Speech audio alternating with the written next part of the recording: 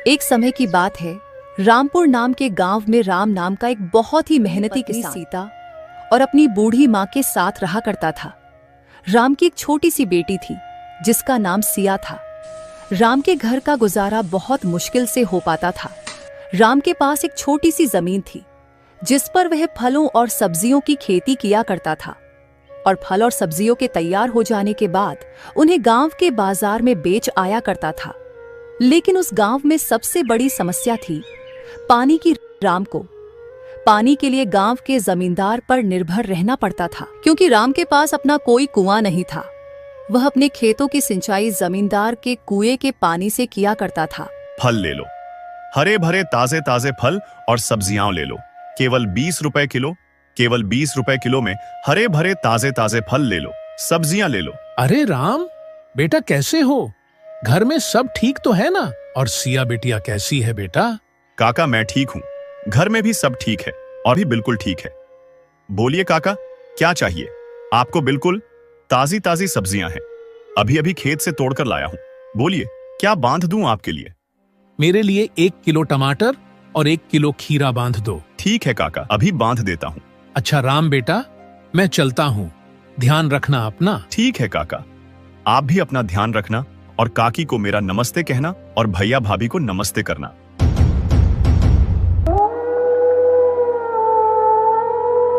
सीता, आज की सारे फल भी बिक गए। ये लो, ये पैसे संभाल के रख देना। मैं सोच रहा हूँ इस बार खेती के लिए बाजार से अच्छी गुणवत्ता वाले खाद्य ले आऊं। इससे हमारी सब्जियों और फलों की पैदावार और अच्छी होगी। जी, यह तो बहुत ही अच्छा विचार है। जितनी अच्छी सब्जियां होगी उतना ज्यादा लोग हमारी सब्जियां खरीदना पसंद करेंगे, और जब फल होंगे तो लोग हमारे फल खरीदेंगे।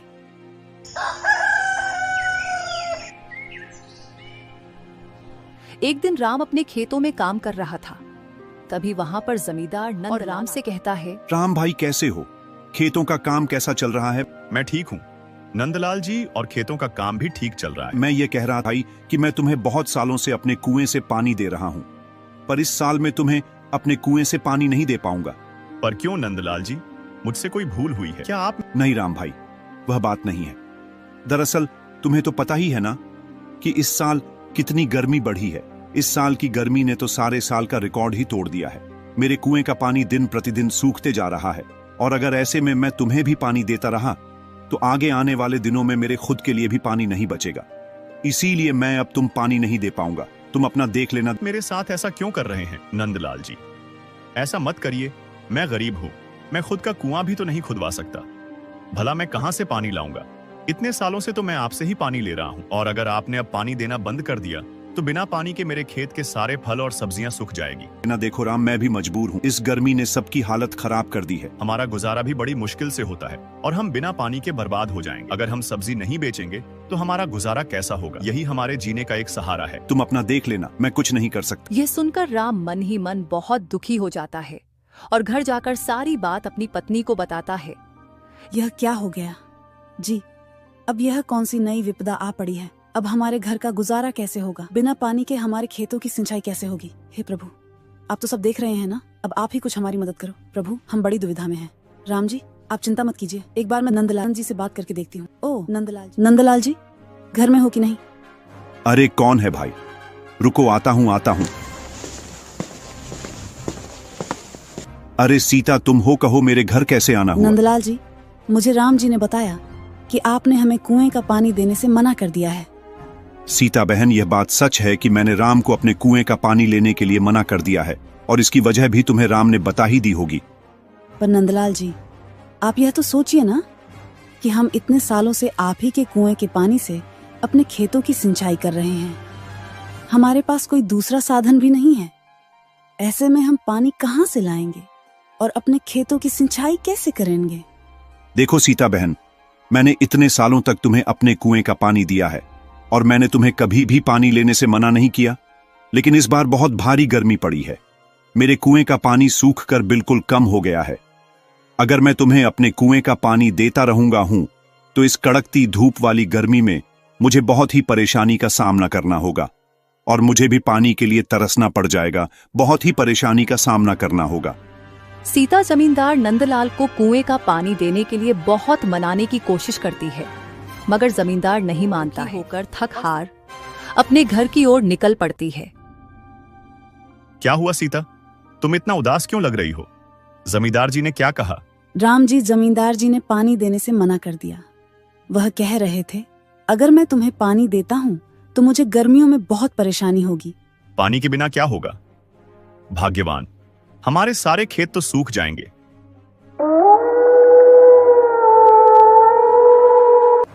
दोनों पति पत्नी इस बात से बहुत दुखी थे।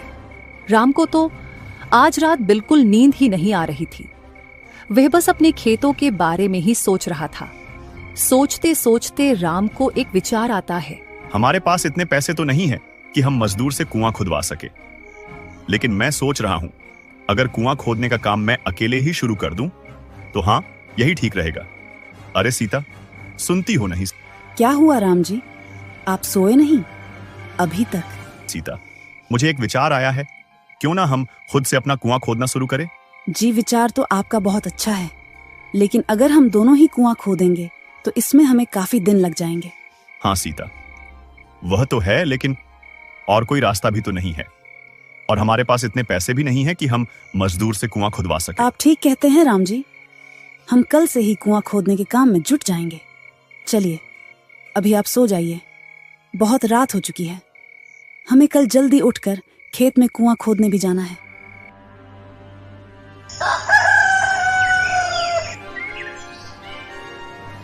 अगले दिन दोनों अपने खेतों के पास जाते हैं और वहां पर कुएं खोदने का काम शुरू कर देते हैं। इस बार तो बहुत ज्यादा गर्मी पड़ी है। इतनी गर्मी में तो बहुत बुरा हाल हो रहा है। बार बार बहुत ही प्यास लग रही है। हाँ सीता, पर हमें धैर्य से काम लेना होगा। माना कि इस साल गर्मी बहुत ज्यादा है, लेकिन हमारे पास बस एक यही रास्ता है। हमें ही इस समस्या का समाधान करना होगा। इतना कहकर दोनों फिर से कड़कती धूप में कुएं खोदने का काम शुरू कर देते हैं। 12 दिन की कड़ी मेहनत के बाद आखिरकार कुआं तैयार हो जाता है, लेकिन इस बार इतनी कड़ी गर्मी पड़ी थी कि इतनी गहराई तक कुआं खोदने के बाद भी कुएं में नमी के अलावा एक बूंद पानी भी नहीं था। ये देख राम और सीता बहुत निराश हो जाते हैं और निराश मन से दोनों घर और अपने आंगन के पेड़ की छांव में बैठकर आराम करते हैं। हे भाग्यवान, इतनी गर्मी है कि मेहनत करने के बाद भी एक बूंद पानी भी नहीं मिला। हाय रे गर्मी, अब तो घर में भी पानी नहीं बचा है। बहुत मुश्किल से 2 घड़े संभाल कर रखे थे, वह भी खर्च हो गए। सीता, बहुत प्यास लगी है, अंदर जाकर देखो, क्या घड़े में थोड़ा सा पानी है तो उसको लेकर आओ। हाँ ठीक है, अभी देखती हूँ। गिलास लेकर आ जाती है। बेटा, क्या थोड़ा सा पानी मिलेगा? बहुत प्यासा हूं, गला प्यास से सूखे जा रहा है। दूर दूर तक कहीं पानी नहीं दिखा बेटा। सीता और राम को साधु की ऐसी हालत देखकर बहुत दया आ जाती है और वे उन्हें पानी दे देते हैं। मुझे माफ करना बाबा, हम गरीबों के पास इतना भी नहीं है कि पानी के साथ आपको कुछ मीठा दे दे। बस एक यही पानी है, आप इसे पीकर अपनी प्यास बुझा लीजिए। मेरे लिए बस यही पर्याप्त है। प्यासे गले को किसी मिठास की नहीं, बल्कि बस पानी की ही जरूरत होती है।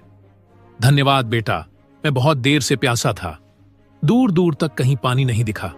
ऐसा लग रहा था बिना पानी पिए अभी बेहोश होकर गिर जाऊंगा। लेकिन भला हो तुम्हारा, जो मुझे तुम दिखे। अगर तुम नहीं मिले होते तो अभी तक मैं बेहोश हो गया होता। बाबा, आप तनिक यहां चारपाई पे छाव में बैठकर विश्राम कर लीजिए, आपको अच्छा लगेगा। नहीं बेटा, अभी मुझे बहुत जरूरी काम के लिए जाना है, मैं रुक नहीं सकता। लेकिन हाँ, मैं तुम्हें एक चीज देना चाहता हूं। ये बहुत पुरानी मटकी है जो काफी सालों से मैंने संभाल कर रखी थी। मैंने सोचा अब बुढ़ापे में इसे क्या लेकर दर दर भटकता फिरूं। कोई भला इंसान दिखेगा तो उसे दे दूंगा। लगता है अब इस मटकी के लिए सही मालिक मिल गया है। यह लो, इस मटकी को तुम अपने पास रखना। और हाँ, इसे साधारण मटकी समझने की भूल मत करना। इस मटकी में तुम कोई भी ऐसी चीज डाल सकते हो जिसकी तुम्हें सबसे ज्यादा जरूरत है। अच्छा बेटा, तो मैं अब चलता हूं। इतना कहकर साधु वहां से चले जाते हैं। इस मटकी में वही चीज डालना जिसकी तुम्हें जरूरत है। अभी तो हमें पानी की जरूरत है, लेकिन इस मटकी में डालने के लिए हमारे पास एक बूंद पानी भी नहीं बचा है। घर में बहुत थोड़ा सा ही पानी बचा था। रुकिए, मैं देखती हूँ। इस ग्लास में थोड़ा बूंद पानी का बच्चा है, क्यों ना यही डालकर देखा जाए। सीता ग्लास में पड़े पानी की कुछ बूंदें घड़े में डालती हैं और पूरी तरह पानी से भर जाता है। ये देखकर सीता और राम आश्चर्यचकित हो जाते हैं। देखिए राम जी, ये तो एक जादुई घड़ा है। देखिए, इसमें कितना सारा पानी है। हाँ सीता, यह सब प्रभु की ही कृपा है। आपका बहुत बहुत धन्यवाद प्रभु। इस संकट की घड़ी में आप हमारे द्वार पर आए और हमारी मदद की।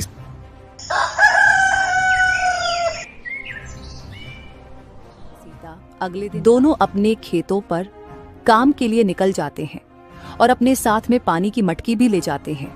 सीता पानी की मटकी को कुएं के ऊपर रख देती है और दोनों अपने काम में लग जाते हैं।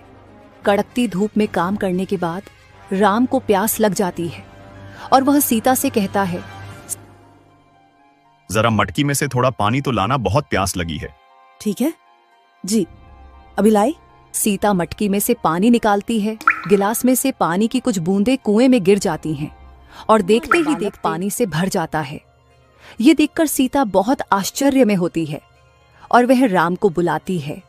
अजी सुनिए, देखिए इधर, यह क्या हुआ? आइए। अरे भाग्यवान, क्या हुआ है?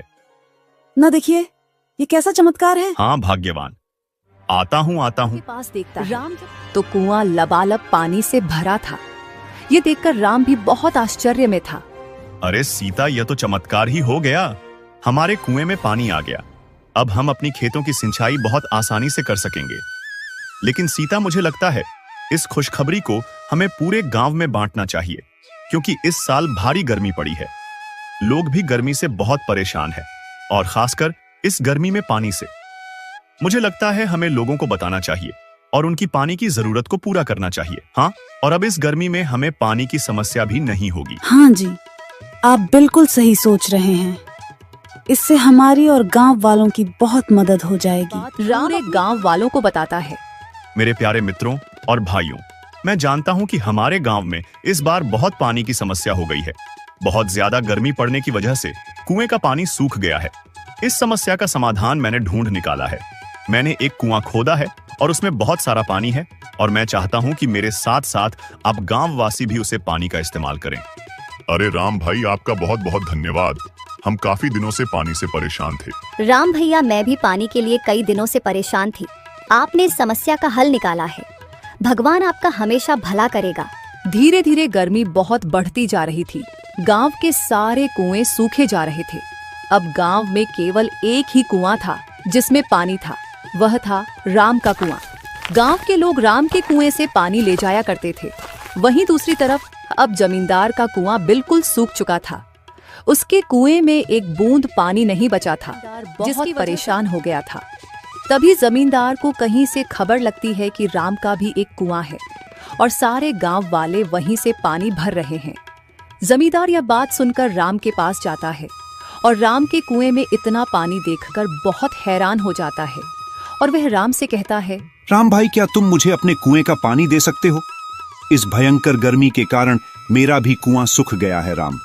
हाँ जमींदार साहब, आप ये कैसी बातें कर रहे हैं?